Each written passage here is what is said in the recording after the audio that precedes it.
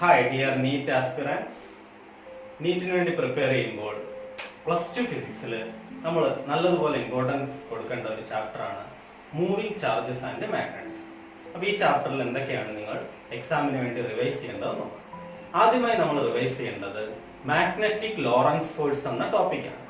Magnetic Lawrence force എന്താണെന്ന് ചോദിച്ചാൽ നിങ്ങൾ പറയണം, it is the force over A charge moving in A magnetic field. ആ മാഗ്നറ്റിക് ലോറൻസ് ഫോഴ്സിന്റെ മാഗ്നിറ്റ്യൂഡ് കണ്ടുപിടിക്കുന്ന equation F is equal to BQV sin theta. ഇതിൽ B എന്ന് പറയുന്നത് മാഗ്നറ്റിക് ഫീൽഡ് ഇന്റൻസിറ്റിയും Q എന്ന് പറയുന്നത് എൻ്റർ ചെയ്യുന്ന ചാർജിന്റെ മാഗ്നിറ്റ്യൂഡും V എന്ന് പറയുന്നത് ഈ ചാർജ്ഡ് പാർട്ടിക്കിളിന്റെ വെലോസിറ്റിയുമാണ്. Here theta is the angle between B and V. അപ്പോൾ ഇതിനെ നമ്മൾ വെക്റ്റർ ഫോമിൽ എഴുതുകയാണെങ്കിൽ F equal to Q into V cross B എന്ന് എഴുതാം.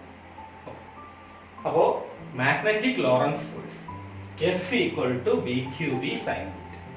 This force will be maximum and theta is equal to 90 degree. അതായത് ചാർജ്ഡ് പാർട്ടിക്കിൾ മാഗ്നറ്റിക് ഫീൽഡിന് perpendicular ആയിട്ടാണ് എൻ്റർ ചെയ്യുന്നതെങ്കിൽ ഫോഴ്സിന് പകരം BQV എന്ന് എഴുതിയാൽ മതി. ഓക്കെ, രണ്ടാമത്തെ ടോപ്പിക് എന്ന് പറയുന്നത് ഇലക്ട്രിക് ലോറൻസ് ഫോഴ്സ് ആണ്. ഇലക്ട്രിക് ലോറൻസ് ഫോഴ്സ് എന്താണെന്ന് ചോദിച്ചാൽ, ഒരു ചാർജ്ഡ് പാർട്ടിക്കിൾ ഇലക്ട്രിക് ഫീൽഡിൽ എക്സ്പീരിയൻസ് ചെയ്യുന്ന ഫോഴ്സിനെ പറയുന്ന പേരാണ് ഇലക്ട്രിക് ലോറൻസ് ഫോഴ്സ്. അതിന്റെ equation F equal to EQ ആണ്. ഇതില് വെക്റ്റർ ഫോം എന്ന് പറയുന്നത് ഫോഴ്സിന്റെ ഡയറക്ഷനും ഇലക്ട്രിക് ഫീൽഡ് ഇന്റൻസിറ്റിയുടെ ഡയറക്ഷനും സെയിം ആയിരിക്കും. അപ്പൊ രണ്ട് ടോപ്പിക്സ് എന്തൊക്കെയാണ്? ഒരു ചാർജ്ഡ് പാർട്ടിക്കിൾ മൂവ് ചെയ്യുകയാണെങ്കിൽ അത് മാഗ്നറ്റിക് ഫീൽഡിൽ ഒരു ഫോഴ്സ് എക്സ്പീരിയൻസ് ചെയ്യും. അത് മൂവ് ചെയ്യുകയാണെങ്കിലും റെസ്റ്റിലാണെങ്കിലും ഇലക്ട്രിക് ഫീൽഡിൽ ഒരു ഫോഴ്സ് എക്സ്പീരിയൻസ് ചെയ്യും. അപ്പൊ നമ്മൾ ഒരു ഇലക്ട്രിക് ഫീൽഡും മാഗ്നറ്റിക് ഫീൽഡും കൂടി കൊടുത്താലോ അതിൽ രണ്ട് ഫോഴ്സും ഉണ്ടാവും. ഇലക്ട്രിക് ലോറൻസ് ഫോഴ്സും ഉണ്ടാവും, മാഗ്നറ്റിക് ലോറൻസ് ഫോഴ്സും ഉണ്ടാവും. റെഡി? അടുത്തത്, ഒരു ചാർജ്ഡ് പാർട്ടിക്കിൾ ഒരു മാഗ്നറ്റിക് ഫീൽഡിലേക്ക് പെർപെൻഡിക്കുലർ ആയിട്ടാണ് എൻ്റർ ചെയ്യുന്നതെന്ന് വിചാരിക്കും. ഇവിടെ Q എന്ന് പറയുന്ന മാഗ്നിറ്റ്യൂഡ് ഉള്ള ഒരു ചാർജ് V വെലോസിറ്റിയിൽ ഒരു മാഗ്നറ്റിക് ഫീൽഡിലേക്ക് എൻ്റർ ചെയ്യും. ഇവിടെ ഇൻഡു മാർക്ക് കാണിക്കുന്നത് magnetic field into the board ആണെന്നാണ്. അപ്പോൾ മാഗ്നറ്റിക് ഫീൽഡിന്റെയും ചാർജിന്റെ വെലോസിറ്റിയുടെയും ഡയറക്ഷൻ അറിയാമെങ്കിൽ അതിൽ ആക്ട് ചെയ്യുന്ന ഫോഴ്സ് കണ്ടുപിടിക്കാനാണ് ഫ്ലെമിങ്സ് ലെഫ്റ്റ് ഹാൻഡ് റൂൾ ഉപയോഗിക്കുന്നത്. ഫ്ലെമിങ്സ് ലെഫ്റ്റ് ഹാൻഡ് റൂൾ പറയുന്നത്, നിങ്ങളുടെ ലെഫ്റ്റ് ഹാൻഡിന്റെ ഈ 3 ഫിംഗേഴ്സ് ഇങ്ങനെ മ്യൂച്വലി പെർപെൻഡിക്കുലർ ആയിട്ട് പിടിച്ചിട്ട് ഈ ഫിംഗറിനെ മാഗ്നറ്റിക് ഫീൽഡിന്റെ ഡയറക്ഷനിൽ പിടിക്കും. അടുത്തത്, ഈ മിഡിൽ ഫിംഗറിനെ വെലോസിറ്റിയുടെ ഡയറക്ഷനിൽ പിടിക്കും. ആ സമയത്ത് തമ്പ് എങ്ങോട്ടാണോ ഇരിക്കുന്നത് അതായിരിക്കും ഫോഴ്സിന്റെ ഡയറക്ഷൻ. അതായത് ഈ ചാർജ്ഡ് പാർട്ടിക്കിളിൽ മുകളിലേക്ക് ഒരു ഫോഴ്സ് എക്സ്പീരിയൻസ് ചെയ്യും. ആ ഫോഴ്സ് എത്രയാണെന്ന് നമുക്കറിയാം, BQV ആണ് അതിൽ എക്സ്പീരിയൻസ് ചെയ്യുന്ന ഫോഴ്സ്. ഈ ഫോഴ്സ് മൂലം ഈ ചാർജ്ഡ് പാർട്ടിക്കിൾ മുകളിലേക്ക് ബെൻഡ് ചെയ്യും. അപ്പൊ വീണ്ടും ഫോഴ്സിന്റെ ഡയറക്ഷൻ മാറും. ആ സമയം അങ്ങനെ ഫോഴ്സ് കാരണം ഈ ചാർജ്ഡ് പാർട്ടിക്കിൾ ഒരു സർക്കുലർ പാത്തിൽ മൂവ്. ഇവിടെ എല്ലാ പോയിന്റിലും ആക്ട് ചെയ്യുന്ന ഫോഴ്സ് എന്ന് പറയുന്നത് ആ സർക്കിളിന്റെ സെന്ററിലേക്കാണ്. ഇങ്ങനെ ആക്ട് ചെയ്യുന്ന ആ ഫോഴ്സിന്റെ പേര് നമുക്കറിയാം, സെൻട്രിപെറ്റൽ ഫോഴ്സ്. അപ്പോ ഒരു ചാർജ്ഡ് പാർട്ടിക്കിൾ മാഗ്നറ്റിക് ഫീൽഡിന് പെർപെൻഡിക്കുലർ ആയിട്ട് എൻ്റർ ചെയ്താൽ അതൊരു സർക്കുലർ പാത്തിൽ മൂവ് ചെയ്യും. അതിനാവശ്യമായ സെൻട്രിപെറ്റൽ ഫോഴ്സ് നമുക്കറിയാം. സെൻട്രിപെറ്റൽ ഫോഴ്സിന്റെ ഇക്വേഷൻ mv²r. അത് പ്രൊവൈഡ് ചെയ്യുന്നത് ഈ മാഗ്നറ്റിക് ലോറൻസ് ഫോഴ്സ് ആയിരിക്കും. ഇതിൽ നിന്ന് നമുക്ക് V ക്യാൻസൽ ചെയ്യാമെങ്കിൽ V ഈക്വൽ ടു BQR/m എന്നും ഇതിൽ നിന്ന് R ഈക്വൽ ടു mv/BQ എന്നും എഴുതാം. അപ്പൊ കൺക്ലൂഷൻ ഇതാണ്, ഒരു ചാർജ്ഡ് പാർട്ടിക്കിൾ മാഗ്നറ്റിക് ഫീൽഡിന് പെർപെൻഡിക്കുലർ ആയിട്ടാണ് എൻ്റർ ചെയ്യുന്നതെങ്കിൽ അതൊരു സർക്കുലർ പാത്തിൽ മൂവ് ചെയ്യും with radius R equal to mv/BQ.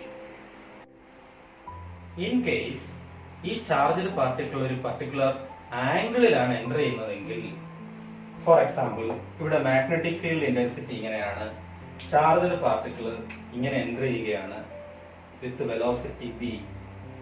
നമുക്ക് ഈ വെലോസിറ്റിയെ രണ്ടായിട്ട് റിസോൾവ് ചെയ്യാം. മാഗ്നറ്റിക് ഫീൽഡിന്റെ അതേ ഡയറക്ഷനിൽ ഒരു കമ്പോണന്റ് വരും, പെർപെൻഡിക്കുലർ ആയിട്ട് ഒരു കമ്പോണന്റ് വരും. അത് V cos തീറ്റയും വരും, ഇത് V sin തീറ്റയും വരും. ഈ മാഗ്നറ്റിക് ഫീൽഡിന്റെ അതേ ഡയറക്ഷനിലുള്ള വെലോസിറ്റി കമ്പോണന്റ് കാരണം അവിടെ ആംഗിൾ എന്ന് പറയുന്നത് 0 ആയതുകൊണ്ട് ഫോഴ്സ് 0 ആയിരിക്കും. പക്ഷെ ഈ പെർപെൻഡിക്കുലർ ആയിട്ടുള്ള കമ്പോണന്റ് കാരണം അവിടെ ഒരു ഫോഴ്സ് ഉണ്ടാവും. അങ്ങനെ ചാർജ്ഡ് പാർട്ടിക്കിളിന് ബോത്ത് ട്രാൻസ്ലേഷണൽ മോഷനും റൊട്ടേഷണൽ മോഷനും ഉണ്ടാവും. മൂലം രണ്ട് ഇതും കാരണം ഈ ചാർജ്ഡ് പാർട്ടിക്കിൾ ഒരു ഹെലിക്കൽ പാത്തിലായിരിക്കും മൂവ് ചെയ്യുന്നത്. ഈ ഹെലിക്കൽ പാത്തില് ഈ ഡിസ്പ്ലേസ്മെന്റിനെ പറയുന്ന പേര്, അതായത് ഒരു പ്രാവശ്യം കറങ്ങി വരുമ്പോഴുള്ള ഈ ഡിസ്പ്ലേസ്മെന്റിനെ പറയുന്ന പേര് പിച്ച് എന്നാണ്. അടുത്തായി നമുക്ക് വെലോസിറ്റി സെലക്ടർ എന്നുള്ള ഡിവൈസിനെ പരിചയപ്പെടാം. ഈ ഡിവൈസ് എന്താണെന്ന് ചോദിച്ചാൽ, ഒരുപാട് വെലോസിറ്റി ഉള്ള ചാർജ്ഡ് പാർട്ടിക്കിൾസിൽ നിന്നും ഒരു പർട്ടിക്കുലർ വെലോസിറ്റി സെലക്ട് ചെയ്തെടുക്കാൻ വേണ്ടി നമ്മൾ ഉപയോഗിക്കുന്ന ഡിവൈസിന്റെ പേരാണ് വെലോസിറ്റി സെലക്ടർ. അപ്പൊ ഈ വെലോസിറ്റി സെലക്ടറിൽ നമ്മൾ ഒരു ഇലക്ട്രിക് ഫീൽഡും കൊടുക്കാൻ പോവുകയാണ്, മാഗ്നറ്റിക് ഫീൽഡും കൊടുക്കാൻ പോവുകയാണ്. ഈ ഇലക്ട്രിക് ഫീൽഡും മാഗ്നറ്റിക് ഫീൽഡും കൊടുക്കുന്നത് എങ്ങനെയാണെന്ന് ചോദിച്ചാൽ, ഇത് രണ്ടും മൂലമുള്ള ഫോഴ്സ് മ്യൂച്വലി പെർപെൻഡിക്കുലർ ആയിരിക്കുന്ന രീതിയിലാണ് കൊടുക്കാൻ പോകുന്നത്. ഫോർ എക്സാമ്പിൾ, ഇലക്ട്രിക് ഫീൽഡ് മൂലമുള്ള ഫോഴ്സ് മുകളിലേക്കാണെങ്കിൽ മാഗ്നറ്റിക് ഫീൽഡ് മൂലമുള്ള ഫോഴ്സ് താഴേക്കായിരിക്കും. അപ്പൊ നമുക്ക് പഠിച്ചിട്ടുണ്ട്, മാഗ്നറ്റിക് ഫീൽഡ് മൂലമുള്ള ഫോഴ്സ് BQB ആണ്. സൈൻ തീറ്റ നമ്മൾ 1 ആയിട്ട് എടുത്തിരിക്കുന്നു. ഇവിടെ force over the charged particle due to electric field നമുക്കറിയാം EQ ആണ്. അപ്പോ ഇതിലേക്ക് ഒരു ചാർജ്ഡ് പാർട്ടിക്കിൾ എൻ്റർ ചെയ്യുന്നു എന്ന് വിചാരിക്കും. അപ്പോ മുകളിലേക്കുള്ള ഇലക്ട്രിക് ഫോഴ്സും താഴേക്കുള്ള മാഗ്നറ്റിക് ഫോഴ്സും ഈക്വൽ ആണെങ്കിൽ ഈ ചാർജ്ഡ് പാർട്ടിക്കിൾ ഡിഫ്ലക്ട് ചെയ്യാതെ നേരെ അങ്ങ് പോകും. എപ്പോഴാണ് ഡിഫ്ലക്ട് ചെയ്യാതെ പോകുന്നത്? BQV is equal to EQ. ഇതിൽ Q ക്യാൻസൽ ചെയ്താൽ നമുക്ക് V equal to E/B എന്ന് എഴുതാം. അതായത് ഈ വരുന്ന ചാർജ്ഡ് പാർട്ടിക്കിൾസിൽ E/B വെലോസിറ്റി ഉള്ള ചാർജ്ഡ് പാർട്ടിക്കിൾസ് മാത്രം നേരെ മൂവ് ചെയ്തു പോകും. ഇൻ കേസ് വെലോസിറ്റി E/B യേക്കാൾ കൂടുതലാണെങ്കിൽ മാഗ്നറ്റിക് ലോറൻസ് ഫോഴ്സ് കൂടുതലായിരിക്കും. അപ്പൊ ഈ ചാർജ്ഡ് പാർട്ടിക്കിൾ താഴേക്ക് ബെൻഡ് ചെയ്യും. ഇൻ കേസ് വെലോസിറ്റി E/B യേക്കാൾ കുറവാണെങ്കിൽ ഈ ചാർജ്ഡ് പാർട്ടിക്കിൾ മുകളിലേക്ക് ബെൻഡ് ചെയ്യും. ഇങ്ങനെ ഒരു പർട്ടിക്കുലർ വെലോസിറ്റി മാത്രം സെലക്ട് ചെയ്തെടുക്കുന്ന ഈ ഡിവൈസിനെ പറയുന്ന പേരാണ് വെലോസിറ്റി സെലക്ടർ. അപ്പൊ എന്താണ് വെലോസിറ്റി സെലക്ടറിന്റെ ബേസിക് പ്രിൻസിപ്പിൾ എന്ന് പറയുന്നത്? ഇവിടെ നിന്ന് ഒരുപാട് വെലോസിറ്റി ഉള്ള ചാർജ്ഡ് പാർട്ടിക്കിൾസ് ഇങ്ങനെ വന്നുകൊണ്ടിരിക്കുകയാണ്. അതിൽ നിന്നും ഒരു പർട്ടിക്കുലർ വെലോസിറ്റി, അത് ഏതാണെന്ന് ചോദിച്ചാൽ നമുക്ക് ഇഷ്ടമുള്ള വെലോസിറ്റി സെലക്ട് ചെയ്യാം. ഇപ്പൊ ഫോർ എക്സാമ്പിൾ നമുക്ക് 2 m/s ഉള്ളത് സെലക്ട് ചെയ്യണം. അപ്പൊ E/B യുടെ റേഷ്യോ 2 ആയിട്ട് മെയിൻറ്റെയിൻ ചെയ്യാമെങ്കിൽ നമുക്ക് ഇതിൽ 2 m/s ഉള്ളതിനെ മാത്രം സെലക്ട് ചെയ്തെടുക്കാം. അത് മാത്രം ഇതുവഴി പുറത്തേക്ക് വരും. ഇങ്ങനെ ഓരോ എക്സ്പെരിമെന്റൽ പർപ്പസിന് വേണ്ടി നമുക്കൊരു പർട്ടിക്കുലർ വെലോസിറ്റി ഉള്ള ചാർജ്ഡ് പാർട്ടിക്കിളിനെ സെലക്ട് ചെയ്തെടുക്കാൻ വേണ്ടി ഈ ചാപ്റ്ററിൽ പഠിച്ച തിയറി നമ്മൾ ഇവിടെ അപ്ലൈ ചെയ്യുകയാണ്. ഈ ചാപ്റ്ററിൽ പഠിച്ച തിയറി എന്താണെന്ന് ചോദിച്ചാൽ, ഒരു ചാർജ്ഡ് പാർട്ടിക്കിളിൽ മാഗ്നറ്റിക് ലോറൻസ് ഫോഴ്സും ഇലക്ട്രിക് ലോറൻസ് ഫോഴ്സും ഒരുമിച്ച് നമ്മൾ അപ്ലൈ ചെയ്തിട്ട് ഒരു പർട്ടിക്കുലർ വെലോസിറ്റി മാത്രം സ്ക്രീൻ ചെയ്തെടുക്കുകയാണ്. അപ്പൊ ഈ ഇക്വേഷൻ പഠിക്കാൻ മറക്കരുത്. നീറ്റിനൊക്കെ വളരെ പ്രധാനപ്പെട്ട ഒരു ടോപ്പിക്കാണ്. അപ്പോൾ V equal to E/B എന്ന് പറയുന്ന വെലോസിറ്റി മാത്രം നമുക്ക് സെലക്ട് ചെയ്തെടുക്കാൻ പറ്റും. ഒരു സൈക്ലോട്രോണിന്റെ പ്രധാന ഭാഗങ്ങൾ എന്ന് പറയുന്നത് രണ്ട് സെമി സർക്കുലർ ആയിട്ടുള്ള ഡി ഷേപ്പിൽ ഇവിടെ വെച്ചിരിക്കുന്നത്. ഇത് ഹോളോ ആണ്. ഈ രണ്ട് ഡീസിനെ നമ്മളൊരു ഹൈ ഫ്രീക്വൻസി ഓസിലേറ്ററുമായിട്ട് കണക്ട് ചെയ്തിരിക്കുന്നു. ഇതിന്റെ നടുക്കായിട്ട് ഒരു ചാർജ് സോഴ്സ് ഉണ്ട്. ഈ ഇൻഡു മാർക്ക് ഇൻഡിക്കേറ്റ് ചെയ്യുന്നത് ഇത് വെച്ചിരിക്കുന്നത് ഒരു മാഗ്നറ്റിക് ഫീൽഡിലാണ്. അപ്പൊ ഈ ഫിഗറിൽ മാഗ്നറ്റിക് ഫീൽഡിന്റെ direction into the border. Okay, ഈ സൈക്ലോട്രോൺ എന്തിനാണ് ഉപയോഗിക്കുന്നതെന്ന് ചോദിച്ചു കഴിഞ്ഞാൽ, ചാർജ്ഡ് പാർട്ടിക്കിൾസിനെ ആക്സിലറേറ്റ് ചെയ്യാൻ വേണ്ടി നമ്മൾ ഉപയോഗിക്കുന്ന ഡിവൈസ് ആണ് സൈക്ലോട്രോൺ എന്ന് പറയുന്നത്. അപ്പൊ സൈക്ലോട്രോണിന്റെ പ്രധാന ഭാഗങ്ങൾ എന്തൊക്കെയാണെന്ന് ചോദിച്ചാൽ, രണ്ട് സെമി സർക്കുലർ ഡീസ് ആണ്. അടുത്തത്, ഇതിനെ രണ്ടിനെയും കൂടി ഒരു ഹൈ ഫ്രീക്വൻസി ഓസിലേറ്ററുമായിട്ട് കണക്ട് ചെയ്തിട്ടുണ്ട്. ഇതിന്റെ നടുക്കൊരു ചാർജ് സോഴ്സ് ആണ്. ഇത് വെച്ചിരിക്കുന്നത് നല്ല പവർഫുൾ ആയിട്ടുള്ള ഇലക്ട്രോ മാഗ്നറ്റിന്റെ പോൾസിനിടയിലാണ്. അപ്പൊ ഇവിടെ നമ്മൾ മാഗ്നറ്റിക് ഫീൽഡും ഇലക്ട്രിക് ഫീൽഡും ഒരുമിച്ച് കൊടുത്തിട്ടാണ് ചാർജ്ഡ് പാർട്ടിക്കിളിനെ ആക്സിലറേറ്റ് ചെയ്യാൻ പോകുന്നത്. ഇവിടെ ഈ ചാർജ് സോഴ്സ് റിലീസ് ചെയ്യുന്ന ചാർജ് ഇതിനുള്ളിൽ ഇങ്ങനെ സർക്കുലർ പാത്തിൽ മൂവ് ചെയ്തിട്ട് നമ്മളിവിടെ ഒരു ഡിഫ്ലക്ടർ വെച്ചിട്ട് ഇതിനെ ഇങ്ങനെ പുറത്തേക്ക് എടുക്കുകയാണ് ചെയ്യുന്നത്. ഓക്കെ, അപ്പോൾ ഇതിന്റെ തിയറി എന്ന് പറയുന്നത് നമ്മൾ നേരത്തെ പറഞ്ഞത് തന്നെയാണ്. അതായത് ഒരു മാഗ്നറ്റിക് ഫീൽഡിൽ ചാർജ്ഡ് പാർട്ടിക്കിൾ മൂവ് ചെയ്യുമ്പോൾ അതിലൊരു ഫോഴ്സ് എക്സ്പീരിയൻസ് ചെയ്യും. ഫോഴ്സിന്റെ മാഗ്നിറ്റ്യൂഡ് എന്ന് പറയുന്നത് BQV sin തീറ്റയാണ്. ഇവിടെ പെർപെൻഡിക്കുലർ ആയതുകൊണ്ട് തീറ്റയുടെ വാല്യൂ 90 ആയിരിക്കും. അതുകൊണ്ട് BQV. ഈ ഫോഴ്സ് മൂലമാണ് ഈ ചാർജ്ഡ് പാർട്ടിക്കിൾ സർക്കുലർ പാത്തിൽ മൂവ് ചെയ്യുന്നത്. അപ്പൊ സർക്കുലർ പാത്തിൽ മൂവ് ചെയ്യണമെങ്കിൽ നമ്മൾ എന്ത് കൊടുത്തിരിക്കണം? സെൻട്രിപെറ്റൽ. എത്രയാണ് സെൻട്രിപെറ്റൽ ഫോഴ്സ്? mv²r. ഇവിടെ സെൻട്രിപെറ്റൽ ഫോഴ്സ് പ്രൊവൈഡ് ചെയ്യുന്നത് ഈ മാഗ്നറ്റിക് ലോറൻസ് ഫോഴ്സ് ആണ്. ഇതിൽ v ക്യാൻസൽ ചെയ്താൽ നമുക്ക് ഇതിൽ നിന്നും v ഈക്വൽ ടു bqr/m എന്ന് എഴുതാം, r ഈക്വൽ ടു mv/bq എന്ന് എഴുതാം. ഓക്കെ, അടുത്തത് ഇതിന്റെ കൈനറ്റിക് എനർജി നമുക്ക് വേണമെങ്കിൽ എഴുതാം, ടൈം പീരീഡ് വേണമെങ്കിൽ എഴുതാം. ടൈം പീരീഡ് എഴുതുമ്പോൾ ഒരു പ്രാവശ്യം ഇത് കറങ്ങാൻ എടുക്കുന്ന സമയം എന്ന് പറയുന്നത് time equal to distance divided by speed. ഇതിൽ ആറിന്റെയോ വിയുടെയോ ഏതെങ്കിലും വാല്യൂ സബ്സ്റ്റിറ്റ്യൂട്ട് ചെയ്യാമെങ്കിൽ, ഫോർ എക്സാമ്പിൾ ആറിന്റെ വാല്യൂ സബ്സ്റ്റിറ്റ്യൂട്ട് ചെയ്താൽ നമുക്ക് ഈ ഇക്വേഷൻ എങ്ങനെ മാറും?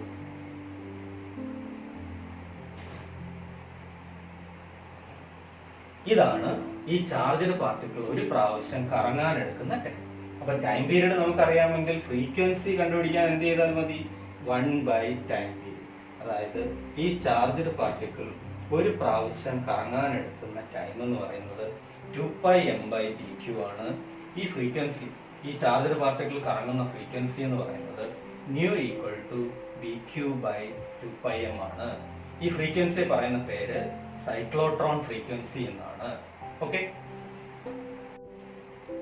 ഇതിൽ നിന്ന് നമുക്ക് കൈനറ്റിക് എനർജി എഴുതുകയാണെങ്കിൽ kinetic energy is equal to half m into ഈ വിയുടെ വാല്യൂ ഇതിൽ സബ്സ്റ്റിറ്റ്യൂട്ട് ചെയ്യണം, bqr/m, അതിന്റെ സ്ക്വയർ, ഒരു m ക്യാൻസൽ ചെയ്താൽ b² q² r² divided by 2m എന്ന്. ഇതിൽ നോക്കിയാൽ നമുക്ക് മനസ്സിലാവും r കൂടുന്നതിനനുസരിച്ച് കൈനറ്റിക് എനർജിയും കൂടിക്കൊണ്ടിരിക്കുകയാണ്. ഇങ്ങനെ ചാർജഡ് പാർട്ടിക്കിൾസിന്റെ കൈനറ്റിക് എനർജി കൂട്ടാൻ വേണ്ടി ഉപയോഗിക്കുന്ന ഈ ഡിവൈസിനെ പറയുന്ന പേരാണ് സൈക്ലോട്രോൺ. അപ്പൊ എൻട്രൻസ് എക്സാമിന് വേണ്ടി പ്രിപ്പയർ ചെയ്യുന്ന കുട്ടികൾ ഉറപ്പായിട്ട് ഇക്വേഷൻസ് എല്ലാം ഓർത്തിരിക്കണം. സൈക്ലോട്രോൺ ഫ്രീക്വൻസി, ഇതേ ഫ്രീക്വൻസിയിലാണ് നമ്മൾ ഇവിടെ വെച്ചിരിക്കുന്ന ഓസിലേറ്റർ സെറ്റ് ചെയ്തിരിക്കുന്നത്. ഈ ഓസിലേറ്റർ മൂലം ഇതിന്റെ ഇടയിൽ മാത്രം ഒരു ഇലക്ട്രിക് ഫീൽഡ് ഇങ്ങനെ വേരി ചെയ്തുകൊണ്ടിരിക്കുക അങ്ങോട്ടും ഇങ്ങോട്ടും. ഓസിലേറ്റർ എന്ന് പറഞ്ഞാൽ ആദ്യം ഈ സൈഡ് പ്ലസ്, അവിടെ മൈനസ്, പിന്നെ കുറച്ച് കഴിയുമ്പോൾ ഇവിടെ മൈനസ്, അവിടെ പ്ലസ്, ഇങ്ങനെ പൊളാരിറ്റി തിരിഞ്ഞുകൊണ്ടിരിക്കുന്നതിനെ പറയുന്ന പേരാണ് ഓസിലേറ്റർ. AC സോഴ്സ് ആണ് ഇവിടെ കണക്ട് ചെയ്തിരിക്കുന്നത്. ഓക്കെ, ഈ ചാപ്റ്ററിൽ പ്രധാനമായിട്ട് നമ്മൾ അറിഞ്ഞിരിക്കേണ്ട കൺസെപ്റ്റ് എന്ന് പറയുന്നത് ഒരു കറണ്ട് ക്യാരിയിങ് കണ്ടക്ടറിന് ചുറ്റും ഒരു മാഗ്നറ്റിക് ഫീൽഡ് ഉണ്ടായിരിക്കും എന്നുള്ളതാണ്. അപ്പൊ നമുക്ക് ബയോട്ട് സവാർട്സിലോ തരുന്നത് ഒരു കറണ്ട് ക്യാരിയിങ് കണ്ടക്ടറിന്റെ ചെറിയ ഒരു എലമെന്റ് മൂലം ഉണ്ടാകുന്ന മാഗ്നറ്റിക് ഫീൽഡ് ഇന്റൻസിറ്റിയെ കുറിച്ചാണ്. ഇതൊരു കറണ്ട് ക്യാരിയിങ് കണ്ടക്ടർ ആണ്. അതിന്റെ ഒരു ചെറിയ ലെങ്ത് എലമെന്റ്, ലെങ്ത് dl, ഇതിൽ നിന്നും r അകലത്തിലുള്ള ഒരു പോയിന്റ് ആണ് ഈ മാർക്ക് ചെയ്തിരിക്കുന്നത്. ഈ പോയിന്റിലെ മാഗ്നറ്റിക് ഫീൽഡ് ഇന്റൻസിറ്റി പഠിക്കാൻ വേണ്ടി നമുക്ക് വേണ്ട ഇക്വേഷൻ തരുന്നത് ബയോട്ട് സവാർട്സിലാണ്. അപ്പൊ ബയോട്ട് സവാർട്സിലോ പറയുന്നത് ഇങ്ങനെയാണ്: ഈ മാഗ്നറ്റിക് ഫീൽഡ് ഇന്റൻസിറ്റി ഈ ചെറിയ എലമെന്റ് മൂലമുള്ളത് ഡയറക്ട്ലി പ്രൊപ്പോർഷണൽ ടു I എന്ന് പറയുന്നത് ഇതിലൂടെ ഫ്ലോ ചെയ്യുന്ന കറണ്ട് ആണ്. അടുത്തത് ലെങ്ത് എലമെന്റിന്റെ ലെങ്ത് dl, സൈൻ തീറ്റ. ഇവിടെ തീറ്റ എന്ന് പറയുന്നത് ഈ ആംഗിൾ ആണ്. അതായത് dl-നും r-നും ഇടയ്ക്കുള്ള ഈ ആംഗിൾ ആണ് ബൈ r². പ്രൊപ്പോർഷണാലിറ്റി കോൺസ്റ്റന്റ് എന്ന് പറയുന്നത് μ0/4π ആണ്. അപ്പൊ ബയോട്ട് സാവാർട്സിലോ അനുസരിച്ച് ഒരു ചെറിയ ലെങ്ത് എലമെന്റ് മൂലമുള്ള മാഗ്നറ്റിക് ഫീൽഡ് ഇന്റൻസിറ്റി കണ്ടുപിടിക്കാൻ നമുക്ക് ഏത് ഇക്വേഷൻ ഉപയോഗിക്കാം? dB = μ0/4π IDL sin θ/r². ഇവിടെ μ0 എന്ന് പറയുന്നത് ഒരു കോൺസ്റ്റന്റ് ആണ്. അതിന്റെ പേര് പെർമിയബിലിറ്റി ഓഫ് ഫ്രീ സ്പേസ് എന്നാണ്. μ0യുടെ വാല്യൂ എന്ന് പറയുന്നത് 4π × 10⁻⁻⁷ tesla metre per ampere. Biot സാവാർട്സിൽ ഉപയോഗിച്ച് നമുക്ക് ഒരു സർക്കുലർ കറണ്ട് ലൂപ്പിന്റെ ആക്സിയൽ ലൈനിലെ ഇക്വേഷൻ ഡിറൈവ് ചെയ്യാൻ പറ്റും. അപ്പോൾ നമുക്കറിയാം, നമ്മുടെ കയ്യിലിരിക്കുന്ന കറണ്ട് ക്യാരിയിങ് കണ്ടക്ടറിനെ ഇങ്ങനെ വളച്ച് ഒരു സർക്കിൾ ആക്കി, ഇപ്പൊ സൈഡ് വ്യൂ ആയതുകൊണ്ടാണ് എലിപ്റ്റിക്കൽ ആയിട്ട് തോന്നുന്നത്. ഇങ്ങനെ കറണ്ട് ക്യാരി ചെയ്യുന്ന ഈ സർക്കിൾ മൂലം അതിന്റെ ആക്സിയൽ ലൈനിലുള്ള മാഗ്നറ്റിക് ഫീൽഡ് നമുക്ക് ഡിറൈവ് ചെയ്തെടുക്കാൻ പറ്റും. അതിന്റെ വാല്യൂ എന്ന് പറയുന്നത് μ0 IR²/2 × r² + r²⁵². അപ്പൊ ഇക്വേഷൻ കാണാതെ പഠിക്കാൻ മറക്കരുത്. Magnetic field intensity on the axial line of a circular current loop is V = μ0 IR²/2 × r² + r²⁵².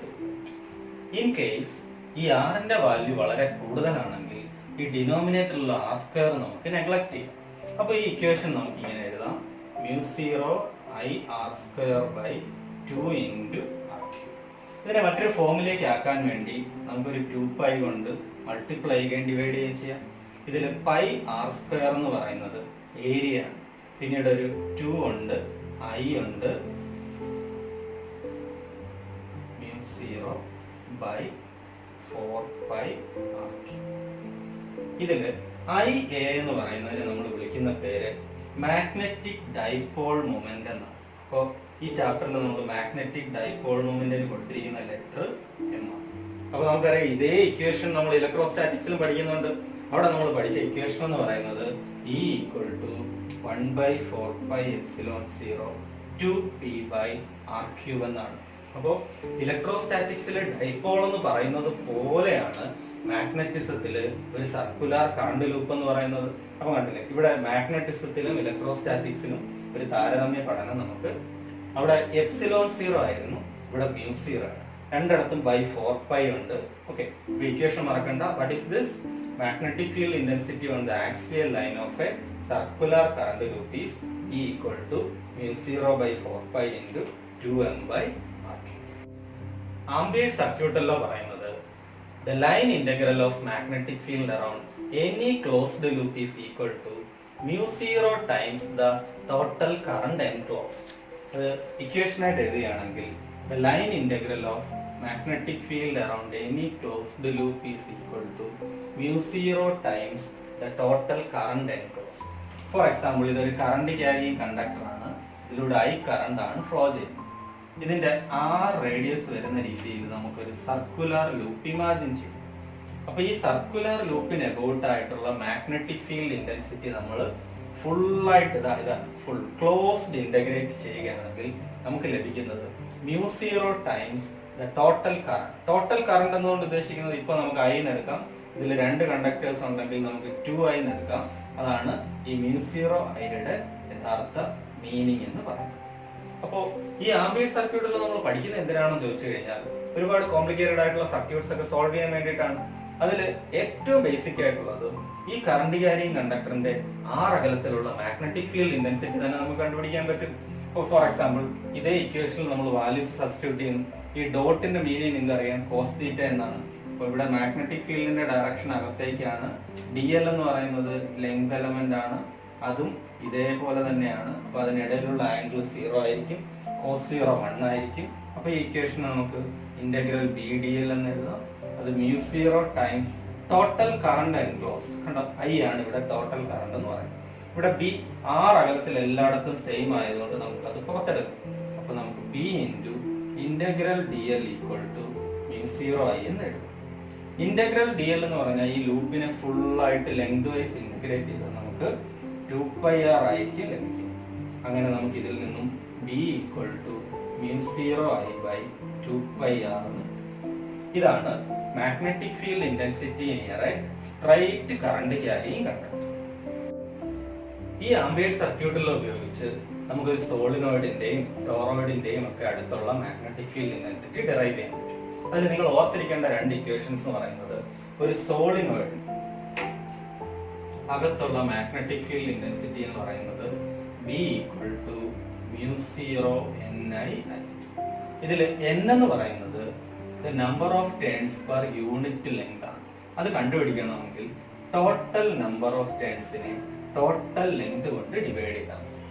ഒരു ടൈറ്റ് ആയിട്ടുള്ള സോളിനോയിഡ് ആണ് കൺസിഡർ ചെയ്യുന്നതെങ്കിൽ അതിന്റെ പുറത്തുള്ള മാഗ്നറ്റിക് ഫീൽഡ് ഇന്റൻസിറ്റി നമുക്ക് നെഗ്ലക്ട് ചെയ്യാൻ പറ്റുന്ന അത്ര ചെറുതായിരിക്കും. അതുപോലെ ഒരു സോളിനോയിഡിന്റെ എൻഡിലുള്ള മാഗ്നറ്റിക് ഫീൽഡ് ഇന്റൻസിറ്റി ആണ് ചോദിക്കുന്നതെങ്കിൽ അതിന്റെ ഇക്വേഷൻ μ0NI by 2I. ഇതുപോലെ തന്നെ നമ്മളൊരു ടോറോയിഡ്, അതായത് ഒരു സർക്കുലർ ഷേപ്പിൽ നമ്മളൊരു സോളിനോയിഡിനെ വെക്കുകയാണെങ്കിൽ ഇതിനകത്ത് നമ്മളൊരു ബാറ്ററിയിലേക്ക് കണക്ട് ചെയ്യുകയാണെങ്കിൽ ഇതിനകത്തുള്ള മാഗ്നറ്റിക് ഫീൽഡ് ഇന്റൻസിറ്റിയുടെ വാല്യൂവും B ഈക്വൽ ടു μ0NI ആയിരിക്കും. അതുപോലെ ഞാൻ 2-3 റീജിയൻസ് മാർക്ക് ചെയ്ത് തരാം, A, B, C. ഇതില് A എന്ന് പറയുന്ന റീജിയനിലും C എന്ന് പറയുന്ന റീജിയനിലെയും മാഗ്നറ്റിക് ഫീൽഡ് ഇന്റൻസിറ്റി 0 ആയിരിക്കും. അപ്പോൾ ഒരു ടോറോയിഡിനെ സംബന്ധിച്ച് അതൊരു മാഗ്നറ്റിക് ഫീൽഡ് ലൈൻസിനെ ഒരു റീജിയണിൽ മാത്രം കൺഫൈൻ ചെയ്യുകയാണ്. ഇക്വേഷൻസ് ഒന്നും മറക്കണ്ട. ഇവിടെ എല്ലാവരും തെറ്റിക്കുന്നതാണ്. സ്മോൾ n എന്ന് പറയുന്നത് ടോട്ടൽ നമ്പർ ഓഫ് ടേൺസ് അല്ല, number of turns per unit length ആണ്. നമ്മൾ പഠിച്ചിട്ടുണ്ട്, ഒരു ചാർജ്ഡ് പാർട്ടിക്കിൾ മാഗ്നറ്റിക് ഫീൽഡിലൂടെ മൂവ് ചെയ്യുകയാണെങ്കിൽ അതിലൊരു ഫോഴ്സ് എക്സ്പീരിയൻസ് ചെയ്യും.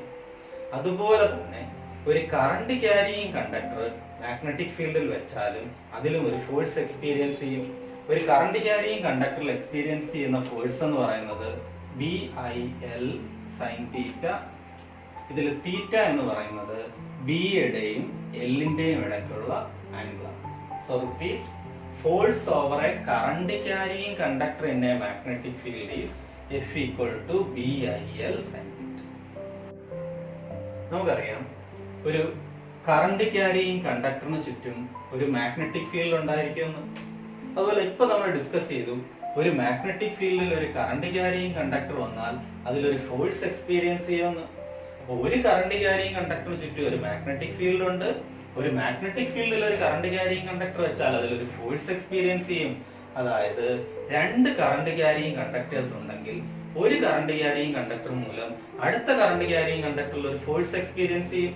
അപ്പോൾ ഇതിലൂടെ കറണ്ട് I1ഉം ഇതിലൂടെ I2ഉം ഇതിനിടയ്ക്കുള്ള അകലം D യുമാണെങ്കിൽ നമുക്ക് ഫോഴ്സ് ഓവർ വൺ കണ്ടക്ടർ നമുക്ക് ഡിറൈവ് ചെയ്തെടുക്കാൻ പറ്റും. നമുക്ക് കിട്ടുന്ന ഇക്വേഷൻ എന്ന് പറയുന്നത് force acting per length L എന്ന് പറയുന്നത് μ0 I1 I2 L by 2πd. ഇത് L ലെങ്തിൽ എക്സ്പീരിയൻസ് ചെയ്യുന്ന ഫോഴ്സ് ആണ്. അങ്ങനെയാണെങ്കിൽ യൂണിറ്റ് ലെങ്തിൽ എക്സ്പീരിയൻസ് ചെയ്യുന്ന ഫോഴ്സ് എടുക്കേണ്ടി വരുമ്പോൾ നമുക്ക് ഈ ഇക്വേഷൻ എങ്ങനെ മാറ്റാം? F equal to μ0 I1 I2 by 2πd എന്ന് മാറ്റാം. ഇതാണ് force acting per unit length of a current carrying conductor due to another conductor placed at a distance d. അപ്പോൾ ഇത് വളരെ ഇമ്പോർട്ടന്റ് ആയിട്ടുള്ള ഇക്വേഷൻ ആണ്. ഒന്നിലധികം കറണ്ട് ക്യാരിയിങ് കണ്ടക്ടേഴ്സിന് ഇടയ്ക്കുള്ള ഫോഴ്സ് കണ്ടുപിടിക്കേണ്ടി വരുമ്പോൾ ഈ ഇക്വേഷൻ ആണ് ഉപയോഗിക്കുന്നത്. When we are placing a current loop in a magnetic field, it will experience a torque. Okay, അപ്പോൾ ഇതിൽ n number of turns ഉണ്ടെങ്കിൽ torque over a current carrying loop is tau equal to NIAB sin theta. അപ്പോൾ നിങ്ങൾ നോക്കണം, തീറ്റ എന്ന് പറയുന്നത് ഇതിലെ രണ്ട് വെക്ടർ ക്വാണ്ടിറ്റീസ്, ഇതിൽ മാഗ്നറ്റിക് ഫീൽഡ് ഇന്റൻസിറ്റി ഏരിയയുമാണ് വെക്ടേഴ്സ്. അപ്പോൾ ഇവിടെ തീറ്റ എന്ന് പറയുന്നത് it is the angle between magnetic field intensity and ഏരിയയുടെ ഡയറക്ഷൻ ഏരിയയ്ക്ക് പെർപെൻഡിക്കുലർ ആയിട്ടായിരിക്കും.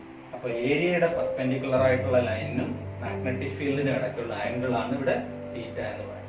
So torque over a current loop in a magnetic field is tau equal to NIAB sin theta.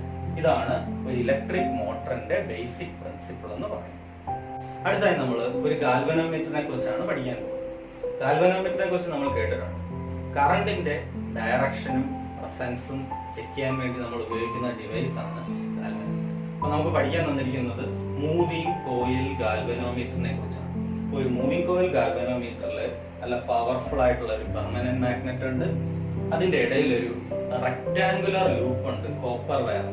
അതൊരു light aluminium ഫ്രെയിമിലാണ് വെച്ചിരിക്കുന്നത്.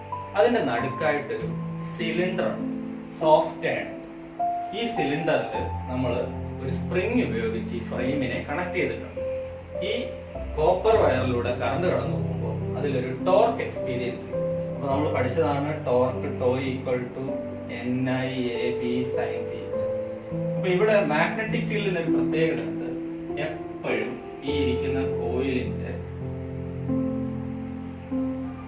എപ്പോഴും തീറ്റ degree ആയിരിക്കും ഏരിയയുടെ നോർമലിനും ഈ magnetic ഫീൽഡിനും ഇടയിലുണ്ടാകും. അതുകൊണ്ട് ഈ കേസിൽ ടോർക്ക് നമുക്ക് NIAB എന്ന്.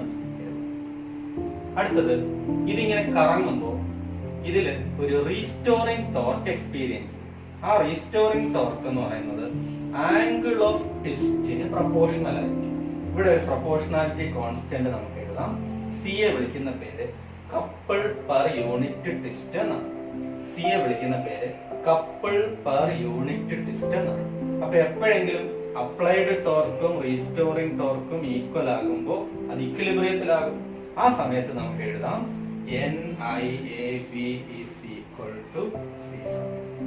ഇതിൽ നിന്ന് നമുക്ക് 5/I എഴുതാം. phi by I is equal to NAB by C. ഈ phi by I യെ നമ്മൾ വിളിക്കുന്ന പേരാണ് കറണ്ട് സെൻസിറ്റിവിറ്റി. അതായത് യൂണിറ്റ് കറണ്ടിന് ഇത് എത്രത്തോളം ഡിഫ്ലക്ട് ചെയ്യും. അപ്പോൾ ഈ ഫ്രെയിമിലേക്ക് നമ്മളൊരു നീഡിലും കണക്ട് ചെയ്ത് വെച്ചിട്ടുണ്ട്. phi by I യെ നമ്മൾ വിളിക്കുന്ന പേര് കറണ്ട് സെൻസിറ്റിവിറ്റി എന്നാണ്. phi by I equal to NAB by C. അപ്പോൾ വോൾട്ടേജ് സെൻസിറ്റിവിറ്റി എന്ന് പറയുന്നത് phi by V ആണ്. V നമുക്കറിയാം ഓംസ് ലോ അനുസരിച്ച് IR ആണ്. ഇതിൽ phi by I ക്ക് പകരം NAB by C എന്ന് സബ്സ്റ്റിറ്റ്യൂട്ട് ചെയ്താൽ വോൾട്ടേജ് സെൻസിറ്റിവിറ്റി എന്ന് പറയുന്നത് NAB by CR എന്ന് ലഭിക്കും. ഓക്കെ, ഈ ഗാൽവനോമീറ്ററിനെ നമുക്ക് ഒരു അമ്മീറ്റർ ആയിട്ടും വോൾട്ട്മീറ്റർ ആയിട്ടും കൺവേർട്ട് ചെയ്യാം. ഒരു ഗാൽവനോമീറ്ററിനെ അമ്മീറ്റർ ആയിട്ട് കൺവേർട്ട് ചെയ്യണമെങ്കിൽ ഈ ഗാൽവനോമീറ്ററിന് പാരലൽ ആയിട്ട് ഒരു ലോ റെസിസ്റ്റൻസ് കണക്ട് ചെയ്താൽ നമ്മൾ അതിനെ വിളിക്കുന്ന പേര് ഷണ്ട് റെസിസ്റ്റൻസ്. I ആണ് ഇവിടുത്തെ കറണ്ട്. ഗാൽവനോമീറ്ററിലൂടെ പോകുന്ന കറണ്ട് IG ആണ്. അപ്പൊ ബാക്കി കറണ്ട് എത്രയായിരിക്കും ഇതിലൂടെ ഫ്ലോ ചെയ്യുക? I മൈനസ് IG ആയിരിക്കും. അപ്പൊ നമുക്കറിയാം പാരലൽ ആണെങ്കിൽ വോൾട്ടേജ് സെയിം ആയിരിക്കും. ഇവിടുത്തെ വോൾട്ടേജ് എങ്ങനെ എഴുതാം? V ഈക്വൽ ടു IR എന്നല്ലേ? ഇവിടെ I എന്ന് പറയുന്നത് I മൈനസ് IG ആണ്. R ന്റെ സ്ഥാനത്ത് S ആണ്. ഇവിടുത്തെ വോൾട്ടേജ് എങ്ങനെ എഴുതാം? IG ആണ് കറണ്ട്. G എന്ന് പറയുന്നത് ഗാൽവനോമീറ്ററിന്റെ റെസിസ്റ്റൻസ് ആണ്. അപ്പൊ പാരലലില് വോൾട്ടേജ് ഈക്വൽ ആയിരിക്കും. ഈ ഇക്വേഷനിൽ നിന്ന് നമുക്ക് എന്ത് കണ്ടുപിടിക്കാം? IgG by I minus IG. അതായത് ഒരു ഗാൽവനോമീറ്ററിനെ അമ്മീറ്റർ ആയിട്ട് കണക്ട് ചെയ്യണമെങ്കിൽ ആ ഗാൽവനോമീറ്ററിന് പാരലൽ ആയിട്ട് ഒരു ഷണ്ട് റെസിസ്റ്റൻസ് കണക്ട് ചെയ്യണം. S equal to IgG by I minus IG. ഇതില് IG എന്ന് പറയുന്നത് ഗാൽവനോമീറ്ററിലൂടെ കടന്നു പോകുന്ന കറണ്ടാണ്. അപ്പൊ നമ്മൾ ഇത് എടുക്കുമ്പോൾ I എന്ന് പറയുന്നത് ഈ ഗാൽവനോമീറ്ററിന്റെ റേഞ്ച് ആയിട്ട് എടുക്കും. IG എന്ന് പറയുന്നത് അത് ഫുൾ സ്കെയിൽ ഡിഫ്ലക്ട് ചെയ്യാൻ വേണ്ടി ഗാൽവനോമീറ്ററിലൂടെ എത്ര കറണ്ട് ആണോ കടന്നു പോകേണ്ടത് അതാണ് IG. ക്യാപിറ്റൽ G എന്ന് പറയുന്നത് ഇതിന്റെ റെസിസ്റ്റൻസ്. ഈ ഗാൽവനോമീറ്ററിനെ ഒരു വോൾട്ട്മീറ്റർ ആയിട്ട് കൺവേർട്ട് ചെയ്യണമെങ്കിൽ ഇതിന് സീരീസ് ആയിട്ട് ഒരു ഹൈ റെസിസ്റ്റൻസ് കണക്ട് ചെയ്താൽ മതി. Say R. ഇതിലൂടെ ഫ്ലോ ചെയ്യുന്ന കറണ്ട് IG ആണെന്ന് വിചാരിക്കുക. ഇവിടെയുള്ള വോൾട്ടേജ് നമുക്ക് എഴുതാം IgG. ഇവിടെയുള്ള വോൾട്ടേജ് നമുക്ക് എഴുതാം IgR. അപ്പോൾ ടോട്ടൽ വോൾട്ടേജ് എങ്ങനെ എഴുതാം? രണ്ടും കൂടി ആഡ് ചെയ്താൽ ഇതിൽ നിന്ന് നമുക്ക് R ഈക്വൽ ടു, അതായത് ഒരു ഗാൽവനോമീറ്ററിനെ വോൾട്ട്മീറ്റർ ആയിട്ട് കൺവേർട്ട് ചെയ്യണമെങ്കിൽ അതിന് സീരീസ് ആയിട്ട് ഒരു ഹൈ റെസിസ്റ്റൻസ് കണക്ട് ചെയ്താൽ മതി. എത്രയാണ് കണക്ട് ചെയ്യേണ്ട high resistance? R equal to V minus IgG by IG. ഇതില് IG എന്ന് പറയുന്നത് ഈ ഗാൽവനോമീറ്റർ ഫുൾ സ്കെയിൽ ഡിഫ്ലക്ട് ചെയ്യാൻ വേണ്ടി എത്ര കറണ്ട് ആണോ ഫ്ലോ ചെയ്യേണ്ടത് അതാണ് IG. V എന്ന് പറയുന്നത് ഈ കൺവേർട്ട് ചെയ്ത് കിട്ടുന്ന വോൾട്ട് മീറ്ററിന്റെ റേഞ്ച് ആണ്. ക്യാപിറ്റൽ G നിങ്ങൾക്കറിയാം ഗാൽവനോമീറ്ററിന്റെ റെസിസ്റ്റൻസ് ആണ്. അപ്പൊ എൻട്രൻസിന് വേണ്ടി പ്രിപ്പയർ ചെയ്യുമ്പോൾ നിങ്ങൾ ഒരിക്കലും ഇങ്ങനെ ബേസിക് ആയിട്ടുള്ള ലെവലിൽ നിന്നതുകൊണ്ട് കാര്യമില്ല. നിങ്ങൾ കുറച്ചുകൂടി കൂടിയ ലെവലിലേക്ക് ചിന്തിക്കേണ്ടിയിരിക്കുന്നു. അപ്പോൾ അതിൽ പ്രധാനമായിട്ടുള്ളത് ഈ സർക്കുലർ കറണ്ട് ലൂപ്പിനെ കുറിച്ചാണ്. അപ്പൊ സർക്കുലർ കറണ്ട് ലൂപ്പിന്റെ ആക്സിയൽ ലൈനിലെ ഇക്വേഷൻ നമ്മൾ പഠിച്ചിട്ടുണ്ട്. ആ ആക്സിയൽ ലൈനിലെ ഇക്വേഷനിൽ ആറിന്റെ വാല്യൂ, സ്മോൾ ആറിന്റെ വാല്യൂ 0 സബ്സ്റ്റിറ്റ്യൂട്ട് ചെയ്യണമെങ്കിൽ നമുക്ക് ഇതിന്റെ സെന്ററിലുള്ള മാഗ്നറ്റിക് ഫീൽഡ് ഇന്റൻസിറ്റിയുടെ ഇക്വേഷൻ കിട്ടും. അത് μ0 I by 2R ആയിരിക്കും. ഇതില് R എന്ന് പറയുന്നത് ഇതിന്റെ റേഡിയസ് ആണ്. അപ്പൊ ഇത് വെച്ചുകൊണ്ട് നമുക്ക് ഒരുപാട് പ്രോബ്ലംസ് സോൾവ് ചെയ്യാൻ പറ്റും. എങ്ങനെയാണെന്ന് ചോദിച്ചാൽ ഒരു ഫുൾ സർക്കിൾ വരുമ്പോഴാണ് μ0 I by 2R. അങ്ങനെയാണെങ്കിൽ ഹാഫ് സർക്കിൾ വരുമ്പോൾ എങ്ങനെ എടുത്താൽ മതി? ഇതിന്റെ പകുതി എന്ന് പറയുന്നത് B equal to μ0 I by 4R ആയിരിക്കും. ഇനി ഇൻ കേസ് അവർ ആംഗിൾ ആണ് തരുന്നതെങ്കിൽ നമുക്കറിയാം ഒരു സർക്കിൾ ആകുമ്പോൾ ഫുള്ള് 360 ഡിഗ്രി ആണ്. അപ്പോൾ ഒരു ഡിഗ്രിയിൽ വരുമ്പോൾ ഡിവൈഡഡ് ബൈ 360 ചെയ്താൽ മതി. ഓക്കെ, അപ്പോ ഇത് വെച്ചുകൊണ്ട് നമുക്ക് ഫുൾ സർക്കിളോ ഹാഫ് സർക്കിളോ ക്വാർട്ടർ സർക്കിളോ എല്ലാം നമുക്ക് കണ്ടുപിടിക്കാം. നിങ്ങൾ ഈ ഒരു ഇക്വേഷൻ മാത്രം ഓർത്ത് വെച്ചിരുന്നാൽ നമുക്കറിയാം ഒരു ഇൻഫൈനൈറ്റ് കറണ്ട് ക്യാരിയിങ് കണ്ടക്ടറിന് അടുത്തുള്ള മാഗ്നറ്റിക് ഫീൽഡ് ഇന്റൻസിറ്റിയുടെ equation B equal to μ0 I by 2πr ആണ്. പക്ഷെ ഒരു എൻട്രൻസിന്റെ പ്രോബ്ലം സോൾവ് ചെയ്യേണ്ടി വരുമ്പോൾ നമുക്ക് എപ്പോഴും അങ്ങനെ ഇൻഫൈനൈറ്റ് കറണ്ട് ക്യാരിയിങ് കണ്ടക്ടർ കിട്ടണമെന്നില്ല. ഫോർ എക്സാമ്പിൾ ഇതൊരു ഫൈനൈറ്റ് കറണ്ട് ക്യാരിയിങ് കണ്ടക്ടർ ആണ്. ഇതിലൂടെ ഫ്ലോ ചെയ്യുന്ന കറണ്ട് I ആണ്. അങ്ങനെയാണെങ്കിൽ ഇതിന്റെ R അകലത്തിലുള്ള മാഗ്നറ്റിക് ഫീൽഡ് ഇന്റൻസിറ്റിയുടെ ഇക്വേഷൻ എന്ന് പറയുന്നത് V = μ0I × sin phi1 plus sin phi2 divided by 4πr ആണ്. ഓക്കെ, ഇതിൽ phi1 ഉം phi2 എന്ന് പറയുന്നത് ഈ രണ്ട് ആംഗിളുകളാണ്. ഓക്കെ, അപ്പോൾ magnetic field intensity due to finite conductor ആണ് നിങ്ങൾക്ക് വേണ്ടതെങ്കിൽ ഏത് ഇക്വേഷൻ യൂസ് ചെയ്യണം? μ0I sin phi. സി, ഇതൊരു ഇൻഫൈനൈറ്റ് കണ്ടക്ടർ ആകുമ്പോൾ phi1 ന്റെയും phi2 ന്റെയും വാല്യൂ 90 ഡിഗ്രി വരും. അപ്പോൾ ഇവിടെ sin 90 plus sin 90 1 plus 1 2 4 കൂടെ കട്ട് ചെയ്താൽ നമുക്ക് ഇൻഫൈനൈറ്റ് കറന്റ് ക്യാരി ചെയ്യുന്ന ഇക്വേഷൻ. ഇത് ഉപയോഗിച്ച് വേണം നിങ്ങൾ ഒരു സ്ക്വയറിന്റെയോ റെക്ടാംഗിളിന്റെയോ ഒക്കെ സെന്ററിലുള്ള മാഗ്നറ്റിക് ഫീൽഡ് ഇന്റൻസിറ്റി കാണിക്കാൻ. ഓക്കെ.